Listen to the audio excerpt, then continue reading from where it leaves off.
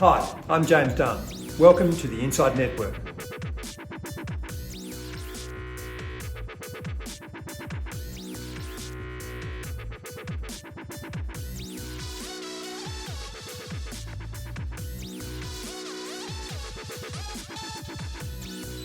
Welcome to INDepth, and my guest is Nick Quinn, co-founder and director of Spatium Capital.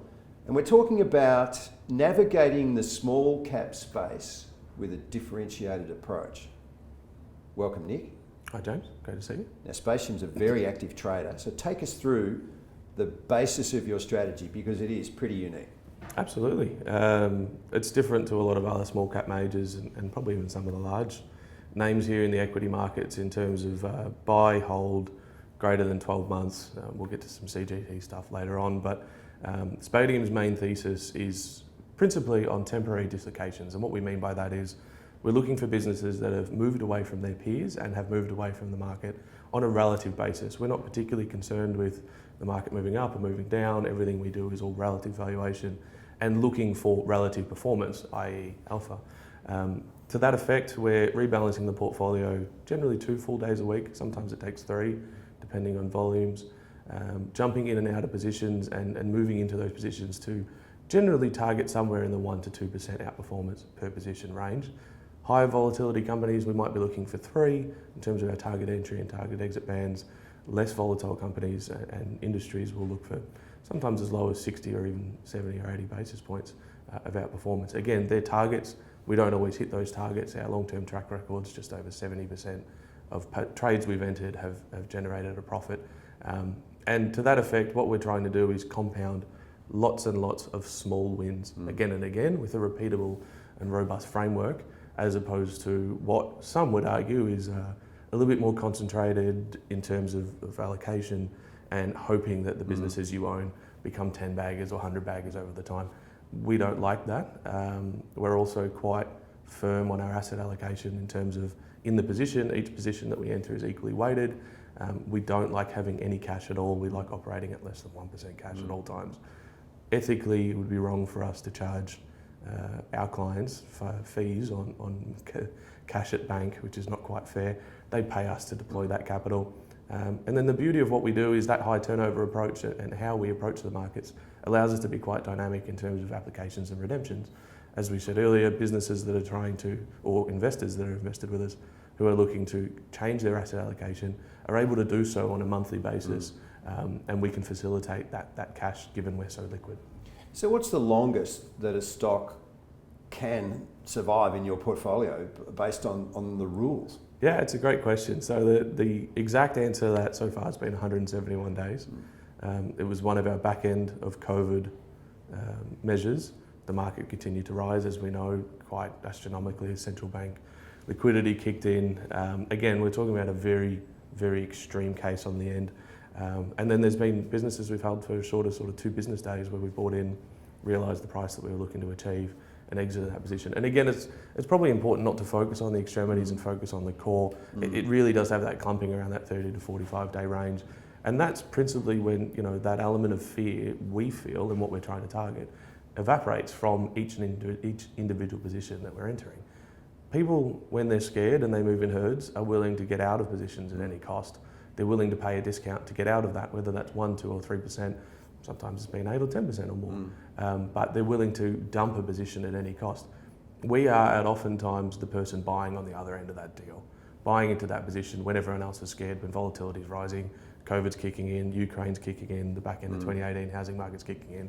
We don't stop trading the way that we do. We continue to use our framework approach to keep driving forward. And that allows us to appreciate and then sell those positions back to the market 3, 4, 8 weeks later, depending on what the situation calls for. When you exit, are there times where you think, look, there's more to come for this, there's more on the table, but you have to give that up and move on and not think about it? Yeah, it's a great question, and it comes up quite a lot in some of our financial advisor interviews and things like that. Letting your winners run generally isn't a fantastic idea. It allows you to fall in love with the stock, become emotional, even asset allocate even more to that individual position, become concentrated and forget your diversification rules. We don't like that. And then the other side is that our attribution, our outperformance or our alpha that's been generated almost all of it's come within the first 45 days, 80% of which has come within the first 21 days. Having a business that's gone really well, it's beating its peer set, it's beating the market, letting it run, for example, isn't in our ethos because long term it doesn't allow us to produce that alpha. We are incentivized to sell that position and move it back to a new position where we make the bulk of our alpha in the first 21 days. And again, competing against our peers, we're making our alpha in that 45-day pocket. It's very hard to have a holding period that would stretch out even further. That would hinder us even more greatly. So, Spatium has a pretty unique backstory in that neither you nor your co-founder Jesse had worked as portfolio managers when you started the firm, other than personal portfolios. And you found an initial offshore backer. So tell us how that all came about. Yeah, it's a great question. I mean, we'd worked with other fundies along the way, not on a formal basis or a paid basis, but we'd had people in the industry who'd been in contact with and bounced this idea off for, it's been over 10 years now. And it's something that we work through, and I think our approach to the markets is quite unique in that regard.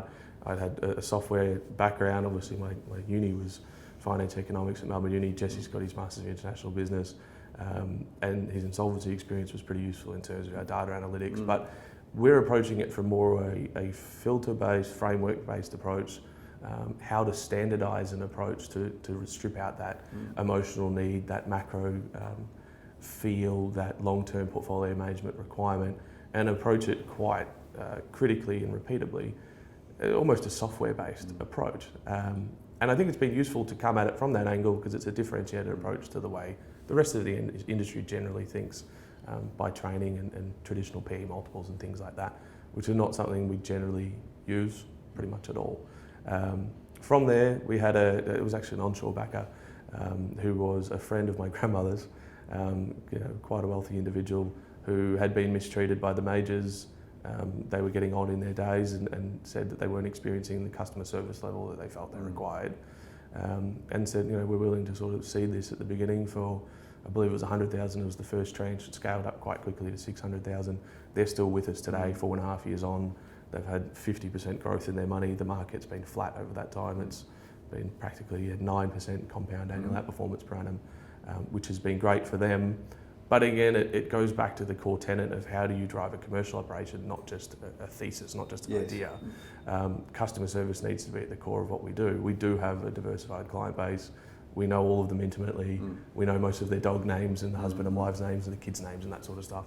And really, we feel that's how you build a long-term operation rather than trying to scale absolutely as quick as possible. What are the upper and lower parameters in terms of capitalisation? And do you ever make an exception and go outside those? Yeah, absolutely. So our ASX 300 is a hard limit, so we don't go outside that. In terms of capitalisation minimums, generally that's $1 billion AUD market cap for those businesses. Obviously, some of them fluctuate over time, but approximately that's the cut-off at sort of the 298, 299 band. To that effect, we've got a rough split out over time of 85% with the 101 to 300 range. And again, it's been a bit of an education piece in some of our interviews to ensure that as a small cap fund, we're not being pigeonholed as micro caps outside the 300, doing IPOs. We don't use any leverage or gearing either. So it's quite a vanilla product in that approach. It's top 300. A lot of these companies you've likely heard of before. Some of them you wouldn't have. And we do take positions in the top 100 from time to time. Over the journey, that's been about 15% of the portfolio, 85 in 101 to 300. Split about 50%, 35%, 101 to 200, 201 to 300. So it's not that we're any sort of bottom dwellers feeding on low liquidity, not the case. The businesses we own are all $1 billion plus market cap businesses. They all have liquidity. The fund has some pretty tight soft and hard limits in place that we want to stick by. We've been nothing but forthright about this from the beginning. This isn't a product for a multi-billion scale product. In this product, notwithstanding, we do have other products in the pipeline that we're currently working through, investor interest pending. So that's the key approach for this product at the moment. Do you ever have any frustrations with whether it be researchers or investment advisors maybe wanting to use you, or approved product list constructors that find it difficult to narrow down to what you do and what I'm asking, I suppose, is does the industry pigeonhole you, and rather than seeing it fully and understanding it fully for what it is? Yeah, it would have been easier to take a traditional long-only 12-month plus holding ASX 300 fund. The small caps is definitely a tweak that creates some friction. The high turnover approach is something else that creates some friction. But there's been a story we've told time and time again in our personal lives, our families and whatnot. It's almost an anchor approach, the idea of an anchor being mounted to the floor. And at the beginning of this journey, it's actually quite heavy. And as you get sort of to year 1 and year 2 in the relationships you build with people, it gets closer to the middle. And we've found about the 2-year mark is where that anchor then falls over, and then all of a sudden that weight becomes an advantage. It starts to help you. I couldn't tell you, James, how many interviews we've had and meetings and things like that where people say, I don't like it because it's different. It's too different to what I'm used to. Let me think about it and I'll come back to you. And at the 2.5 and 3 year mark, they go, I love it because it's different. And I go, well, hang on a second. If we go back and audit the conversation, which you don't want to do, you'd say, well, there's sort of frictions actually become advantages as time goes on. And again, it's probably our current marketing push at the moment to educate the market about our differentiated approach and why it's been working. The high turnover approach obviously suits lower tax rate investors. So what do you see as the ideal kind of client for the fund? And is that borne out in practice in your range of clientele? Yeah, we've got a pretty good spread of clients. We do have some charities and foundations and things of that nature that don't pay tax, and that's obviously something that they're quite happy about. We would go one step further to not necessarily we target low tax rate investors, but we do stress the importance of having a financial advisor and accountant in your corner to ensure your tax affairs are in order. The Spatium Small Companies Fund, by its approach, generally speaking, will always rebalance to $1. Obviously, any unrealised gains in the last 30 to 45 days will carry, but all the realised ones are effectively paid out as a distribution. We've paid distributions of 16.5%, 12.9%. We had 0 for last year. We can thank Putin for that one. We're in a position at the moment to pay distributions again this year. You need to have someone who has their tax affairs in order and realises the importance of that income. Now, charities often need that income or would like to blend that income with other products. They like that. Self-made super fund or even retiree clients are 10% at drawdown, 15% accumulation. Less concerned with the impact of that. High net wealth that are paying 45% are obviously less incentivised to jump involved, but are more likely to have family trust structures and other things in place that help them out. And for that reason, it's probably the reason we're going to stay wholesale product long term. We don't want mums and dads chipping in 10 or 20 grand, getting a good return. Again, can't promise the future, but based on past results. And then saying, oh, hang on a minute, now we've got to pay 30% to the taxman. We didn't realise that, or we weren't aware of that. So the wholesale approach is probably what suits us for now. There might be a bit of a misconception that you're an aggressive manager, but generally your downside capture ratio shows that you're actually quite defensive. So does that misconception exist and hold you back a bit in terms of marketing the fund? Yeah, it's definitely something that falls into that anchor approach we talked about earlier. There's a lot of individuals who hear small caps and high turnover and automatically assume red flags. This is a big issue. The gents are investing in aggressive manner or concentrated manner, and it takes a little bit of time to educate on our process and see a couple of annual reports and things of that nature and realise we are true to process before becoming comfortable with, this is a fund that's had down capture rate that's in the 60s. We don't have the highest up capture in the world. Our beta is less than the market. Our portfolio variance is less than the market. It is a product that generally would blend well with a more aggressive small cap manager that has a very high beta, high up capture ratio and high down cap, and getting the best of both worlds by blending us two together. There's certainly a piece to that education along the way and demonstrating why rebalancing our portfolio 2 to 3, 4 days a week, buying businesses that are already discounted to our peers, and then constantly rebalancing that approach, that when the bad times come, we're holding the businesses that are already discounted to the peer set.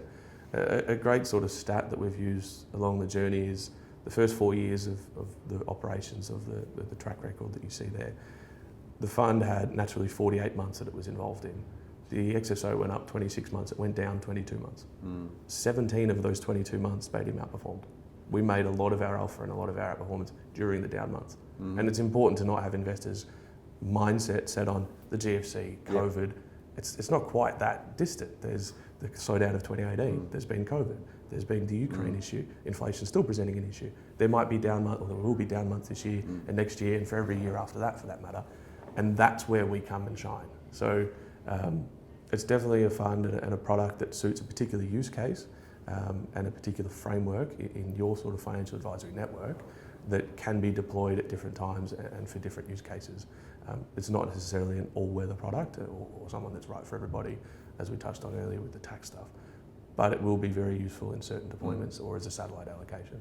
So what's the ideal market environment for it? Rising, falling, sideways? Violent swings. High volatility is where Spatium's made its money. Where we've struggled is the back end of 2021. It's an actively managed product. There's brokerage fees to consider, management fees to consider. We need dislocations to find that advantage. 2020, for example, the XSO was up 6%. We were up 32%. A lot of that was generated during March and April of that year. Market fell 23%. We fell 11%. We kept buying. We actually spread the book out a little bit. We got up to 51 companies, and then rebounded in April when the market went up 14%. We went up 24 gross, 21 net. And we made huge alpha in both of those months during that high volatility when others were panicking and selling at a discount. We kept going. The more violent markets become over time, it's good for us. High inflation, investor confusion, the current climate is quite good for us. What we're maybe concerned about is prolonged years of low volatility, nice and calm. We don't forecast that happening, as we touched on earlier. There's an issue generally every sort of 2 or 3 years. But yeah, that's our expectations. It's not going back to mundane volatility anytime soon, though, is it? Doesn't feel like it. Yeah, the world keeps getting crazier. ChatGPT is just on the horizon. It's going to disrupt industries. We could probably sit here for another hour talking about the. We could. Do you encounter non-human activity in the market much, and does that help or hinder you? We definitely see non-price discovery trading. And what we mean by that is the clear issue that passive money has presented. There's no price discovery. Stocks are being bought because they're legally compelled to buy or sell on redemptions. There's no thought involved in that trading decision. These passive money movements help to amplify issues that investors had already had, as we touched on before we turned live. These herd mentality and these volumes that we see are helping to push dislocations further than they probably did 10 or 15 years ago, which is great for us. It allows us to capture slightly higher alpha on that. But there is price discovery when that's happening, but it's probably, in your view, a mispriced discovery. Absolutely, an overreaction of sorts, and the passive selling that could be occurring on that day amplifies the distance at which that volumes might have otherwise been. Is it a fun approach to have? Do you have fun doing it? Absolutely. This is the best job I've ever had. Yeah. I've been talking to Nick Quinn, co-founder and investment director at Spatium Capital. Thanks very much, Nick. Thanks, James. Pleasure having you.